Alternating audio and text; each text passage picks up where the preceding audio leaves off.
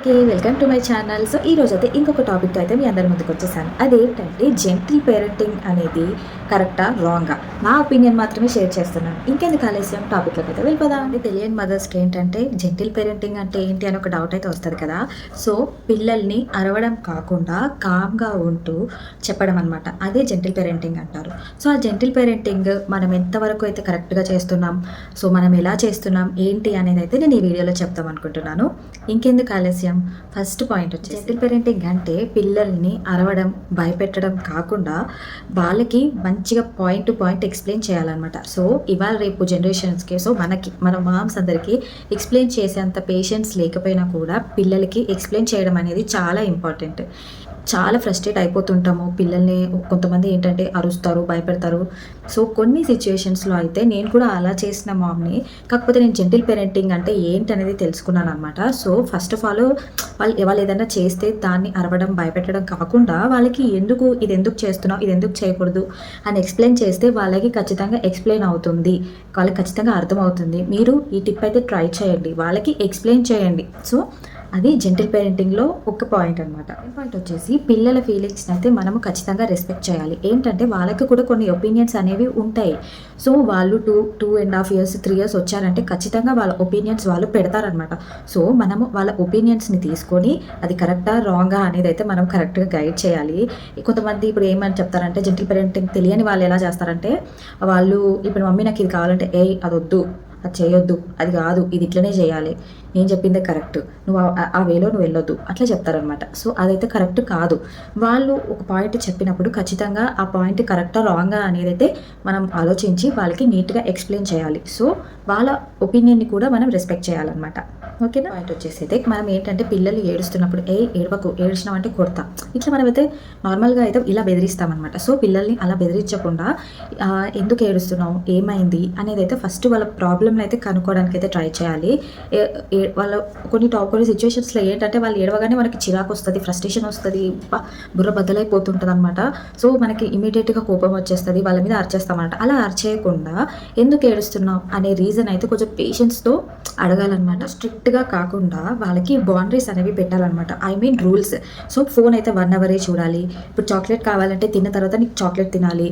So ఇలాంటి rules అయితే ఖచ్చితంగా మనం పెట్టాలి. మార్నింగ్ లేవగానే ఫస్ట్ నీ పనులు చేసుకోవాలి, అది నీ రెస్పాన్సిబిలిటీ. నువ్వు ఈ పనులు చేసుకుంటేనే నువ్వు హెల్తీగా ఉంటావు, నువ్వు మంచిగా గ్రో అవుతావు, హ్యాపీగా ఉంటావు అనే బౌండరీస్ అయితే కరెక్ట్గా మనం సెట్ చేయాలి. వాళ్ళకి అర్థం కాకపోతే అర్థమయ్యేటట్టు ఎక్స్ప్లెయిన్ చేయాలి. వే అయితే పనిష్మెంట్ కాదు, ఇది వచ్చేసి రైట్ అండ్ రాంగ్ వే ఏంటనేది అయితే మనము చెప్తున్నాం అనమాట. బౌండరీస్ అంటే స్ట్రిక్ట్గా ఉండాలి, మొత్తం నేను చెప్పిందే వినాలి అని అయితే కాదు. ఏంటంటే రైట్ ఏంటి రాంగ్ ఏంటి అనేది వాళ్ళకి ఎక్స్ప్లెయిన్ అయ్యేలాగా చెప్పి వాళ్ళకి కరెక్ట్ బౌండరీస్ అయితే పెట్టాలన్నమాట. ఏంటంటే కంపారిజన్ చేయొద్దు ఫస్ట్. అండ్ ఇది ఖచ్చితంగా అందరు పేరెంట్ తెలుసుకోవాలి. ఇది కూడా జెంటిల్ పేరెంటింగ్లోనే వస్తుంది కాబట్టి చెప్తున్నాను. మన పాతకాలంలో మన పేరెంట్స్ అయితే మనల్ని ఆల్వేస్ కంపేర్ చేస్తూనే పెంచారు. ఎందుకంటే వాళ్ళకి ఇలా చెప్పేవాళ్ళు ఎవరు లేరు అనుకుంటా, ఏమో మేబీ తెలియదు నాకు కూడా.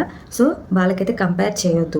సో వాళ్ళని కంపేర్ చేయడం వల్ల ఈవెన్ సిబ్లింగ్స్తో అయినా, వాళ్ళ ఫ్రెండ్స్తో అయినా, ఎదురుటోళ్ళు పక్కింటోళ్ళు వాళ్ళతో అయినా కంపేర్ చేస్తామంటే ఖచ్చితంగా వాళ్ళు, మనం ఎవరితో అయితే కంపేర్ చేస్తామో వాళ్ళని అయితే ఖచ్చితంగా ఎనిమీస్ లాగా ఫీల్ చేస్తారనమాట.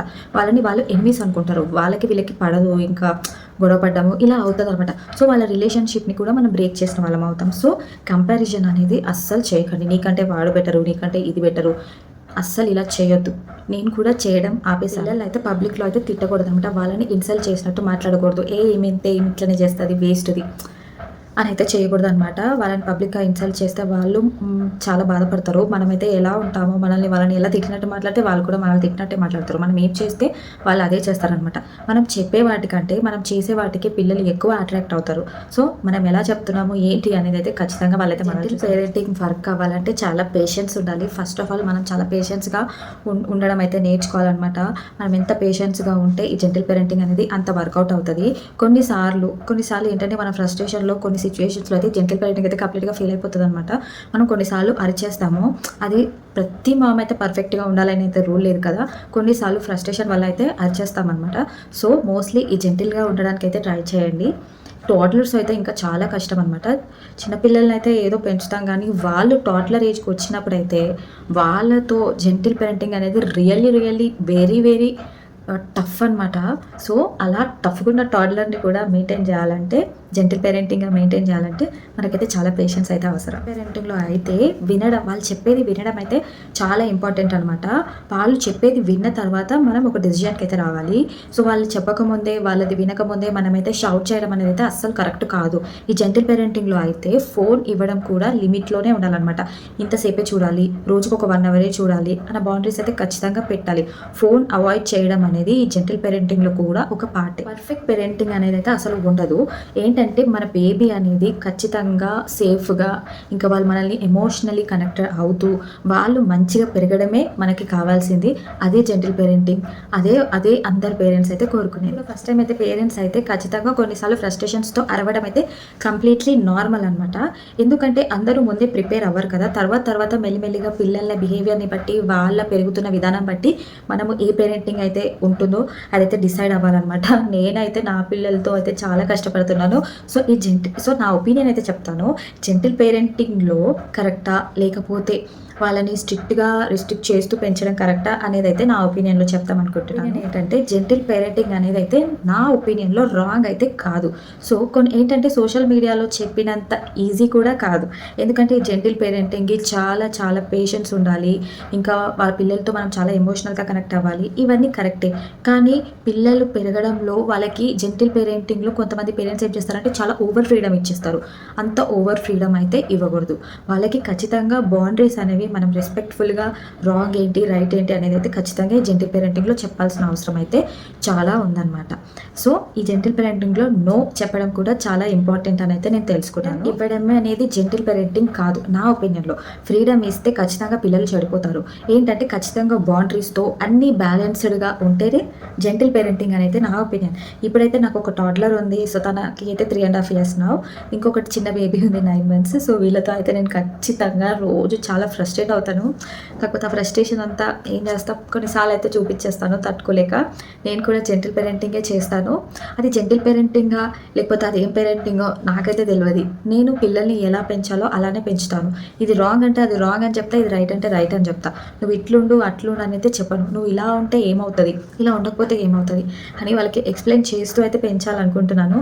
మోస్ట్లీ నాకు కోపం ఎక్కడొస్తుంది అంటే, ఫ్రస్ట్రేషన్ ఎక్కడొస్తుంది అంటే ఫుడ్ విషయంలో అయితే వస్తుంది. సో మా చిన్న పాప అయితే ఇప్పుడిప్పుడే స్టార్ట్ అయింది కాబట్టి తొందర తినేస్తుంది అనమాట. మా పెద్ద పాప అయితే చాలా టఫ్ అనమాట, అస్సలు తినదు. సో తన వల్ల ఆ ఫుడ్ దగ్గర మాత్రమే నాకు ఫ్రస్ట్రేషన్ అయితే వస్తుంది. సో ఇంకా ఏ విషయంలో కూడా నాకు ఫ్రస్ట్రేషన్ అయితే రాదు. మోస్ట్లీ నేను ఎక్స్ప్లెయిన్ చేయడానికి అయితే ట్రై చేస్తాను. ఇలా ఉండాలి, అలా ఉండాలి, ఇది ఇంతవరకే అంతవరకే అని అయితే చెప్తాను అనమాట. వాళ్ళకి కంప్లీట్గా ఎక్స్ప్లెయిన్ చేస్తాను. తను చెప్పేది కూడా వింటాను. నా పాప ఏంటంటే నేను ఏం చెప్పినా వింటది.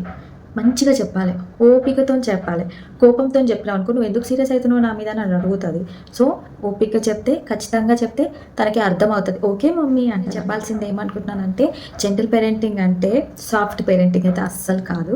రెస్పెక్ట్ఫుల్ పేరెంటింగ్ అని అయితే నేను చెప్తాను. వీడియో అయితే మీ అందరికీ నచ్చిందని అనుకుంటున్నాను. ఈ జెంటిల్ పేరెంటింగ్లో మనం పిల్లల్ని లవ్తో గైడ్ చేస్తే ఖచ్చితంగా వాళ్ళైతే మన మాట వింటారనమాట. ఈ వీడియోలో నా ఒపీనియన్ కూడా షేర్ చేసుకున్నాను. జెంటిల్ పేరెంటింగ్ ఎలా ఉండాలి, ఎలా ఉండకూడదు అని కూడా నేనైతే షేర్ చేసుకున్నాను. ఈ వీడియో మీ అందరికీ రిలేట్ అయితే నాకు కమెంట్స్లో చెప్పండి. మీకు ఏమైనా మదర్హుడ్ డౌట్స్ ఉంటే కూడా నాకు కమెంట్స్లో చెప్పండి. ఖచ్చితంగా నేను మీ కమెంట్స్ అన్నిటికీ నేను ఆన్సర్ చేస్తాను. ఇంకేమైనా డౌట్స్ ఉంటే ఖచ్చితంగా నాకు మెసేజ్ చేయండి. ఇంకా నా వీడియో మీ అందరికీ నచ్చినట్టయితే లైక్ చేయండి, షేర్ చేయండి. ఇంకా నా ఛానల్ అయితే సబ్స్క్రైబ్ చేసుకోండి. ఇంకొక మంచి టాపిక్ అయితే మీ ముందుకు వచ్చేస్తాను. Thank you so much for watching.